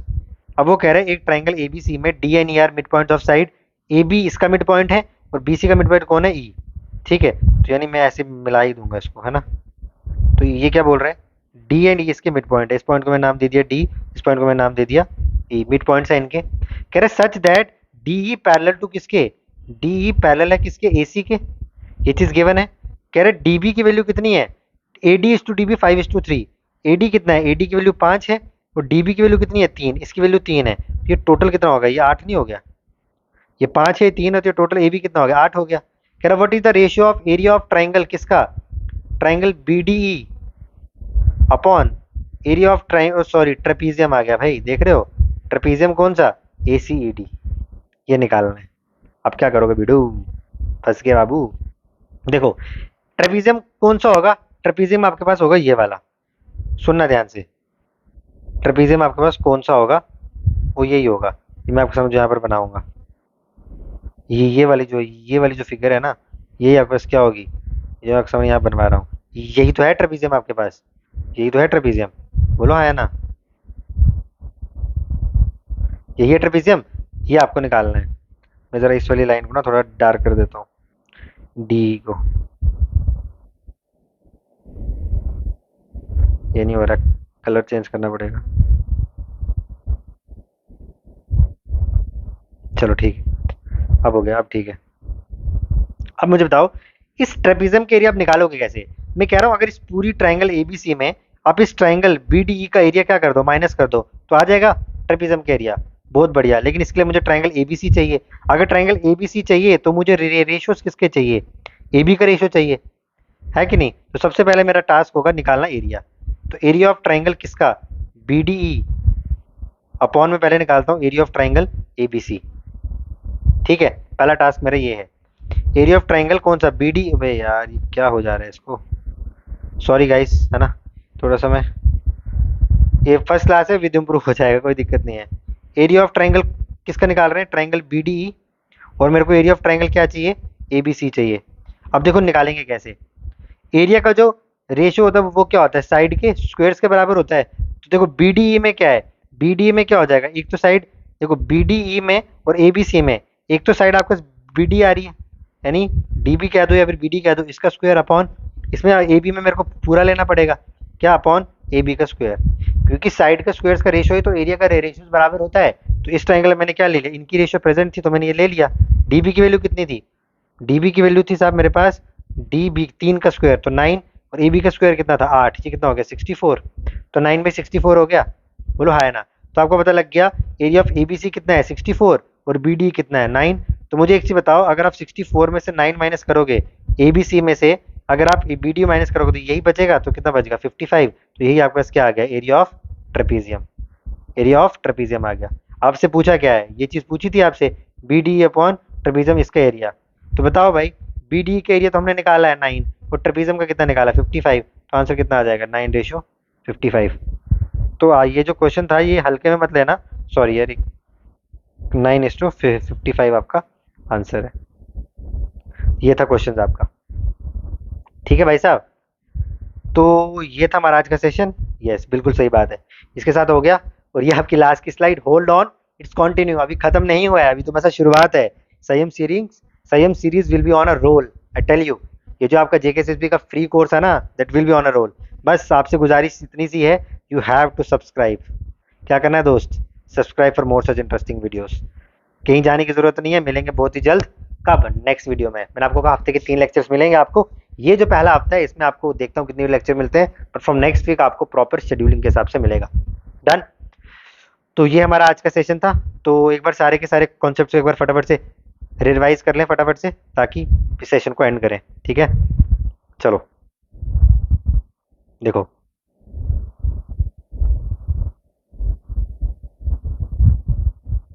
ये आपके पास है। तो हमने स्टार्ट किया ज्योमेट्री कॉन्सेप्ट है, कुछ इंपॉर्टेंट पाइथागोरन मतलब ट्रिपलेट्स पढ़े मैंने आपको सामने बताया, ये मैंने आपको फटाफट रिवाइज भी कराया। उसके बाद जो हमने पहला कॉन्सेप्ट आज हमने पढ़ा, ये कुछ क्वेश्चंस पढ़ाए, एक होमवर्क के लिए दिया है। फिर जब हमने पहला कॉन्सेप्ट पढ़ा वो ये पढ़ा, देखो फटाफट से यही मेरे साथ साथ क्लास में रिवाइज करते जाओ। कॉन्सेप्ट नंबर 3 हमने ये पढ़ा कि साहब जब कभी भी किसी भी एक ट्राइंगल में इंटरनल एंगल बाइसेक्टर और एक्सटर्नल बाइसेक्टर से मिलके जो एंगल बनेगा वो हमेशा हाफ होगा किसके, जो बाकी जो रेस्ट ऑफ द एंगल है, तो थीटा थीटा बाई 2 के बराबर। फिर हमने जो अगला कॉन्सेप्ट पढ़ा वो ये पढ़ा कि साहब अगर कोई भी एक ट्राइंगल है, अगर किसी एक वर्टेक्स से आपने परपेंडिकुलर ड्रॉ किया है और सेम वर्टेक्स से अगर आपने एंगल बाइसेक्टर भी ड्रॉ किया है, तो परपेंडिकुलर एंगल बाइसेक्टर के जो बीच वाला एंगल होगा वो हमेशा बराबर होगा mod of x minus Y by 2 के, यानी जो अपोजिट के जो बाकी के दो बचे वर्टेक्सेस के एंगल है उनके डिफरेंस अपॉन 2 के बराबर, ठीक है। फिर हम आगे बढ़े कॉन्सेप्ट नंबर 5 के ऊपर, वहां हमने साइन रूल की बात करी। साइन रूल बस आपको एक चीज याद रखनी है, साइड के अपोजिट वाले एंगल की बात होती है, और कोसाइन में क्या होता है, दो साइड्स के बीच वाले एंगल्स की। A by sine A B by sine B equal to C by sine C 2r, जहां पर r सर्कम रेडियस है और इनका रेशियो ये मैंने आपको बताया। फिर वैसे ही कोसाइन रूल, जिस एंगल के बारे में बात करोगे उसके स्क्वायर को माइनस करोगे, बाकी को ऐड करोगे, और अपॉन में भी आपके पास क्या आएगा, जो एंगल जिसके बारे में बात करो उसके अलावा बाकी दो के साथ 2 के मल्टीप्लाई के साथ। तो ये भी हमने बातचीत कर ली। उसके बाद हमने पढ़ा यहाँ पर आए सिमिलर ट्राइंगल्स। तो मैंने कहा सिमिलर ट्राइंगल्स दो तरीके की होती हैं, सिमिलर और कॉन्ग्रुएंट। फर्क क्या है, कॉन्ग्रुएंट में सेम शेप और साइज होता है, सिमिलर में क्या होगा, सिर्फ क्या होगा, शेप सेम होगी बट साइज जरूरी नहीं है, मतलब सुपरइम्पोजिशन का प्रिंसिपल यहाँ फेल हो जाता है बट कॉन्ग्रुएंट में लगता है। फिर हमने देखा जब कभी भी ट्राइंगल आपस में सिमिलर है तो उनकी साइड्स की रेशियोज की क्या रहती है, इक्वल। तो ये मैंने पहला रिजल्ट बताया। फिर मैंने कहा याद रखना कि जब कभी भी सिमिलर ट्राइंगल्स के केस में जिनका भी यूनिट मीटर आएगा ना उनकी रेशियो हमेशा इक्वल होगी। जैसे साइड का मीटर आता है, पेरीमीटर का भी मीटर, मीडियंस का भी मीटर और सेमी पेरीमीटर का भी, ठीक है, इन रेडियस का भी, सर्कम रेडियस का भी, तो ये इनके हमेशा साइड की रेशियोज इक्वल होती हैं, ठीक है। फिर हम आगे बढ़े, फिर हमने बेसिक थेल्स थ्योरम पढ़ी। उसने सिंपल कुछ नहीं बोला कि सर अगर डी बी सी के पैरेलल है तो क्या हो जाएगा, A D by D B, A by A C, कुछ रिजल्ट्स बताए आपने और इसका वाइसी वर्सा। फिर ये कुछ इंपॉर्टेंट रिजल्ट है, यहाँ से मैंने ये बोला कि जो एरियाज का जो रेशियो है वो हमेशा साइड्स की क्या हो जाएगा, रेशियोज के स्क्वायर के बराबर हो जाएगा, ठीक है, ये पढ़ा। फिर मैंने मिड पॉइंट थ्योरम पढ़ा, वहां पर D and E mid point नहीं थे, यहाँ पर D and E mid point से, कह रहा है अगर D and E mid point से ए बी ए सी के, अगर डी बी सी के पैरेलल है तो क्या हो जाएगा, D will be half of B C, और इसी का वाइस वर्सा हमने पढ़ा। और यहाँ पर जो आपको चीज याद रखनी थी, यहाँ पर जो साइड्स की रेशियो है वो 1/2 है, और यहाँ पर क्या है आपके साथ 1/4 है, क्या है 1/4 है। तो ये जब हमने पढ़ा फिर कुछ क्वेश्चन किए, 2 क्वेश्चन, और फिर लास्ट में हमारा सेशन क्या हो गया, एंड हो गया। डन है।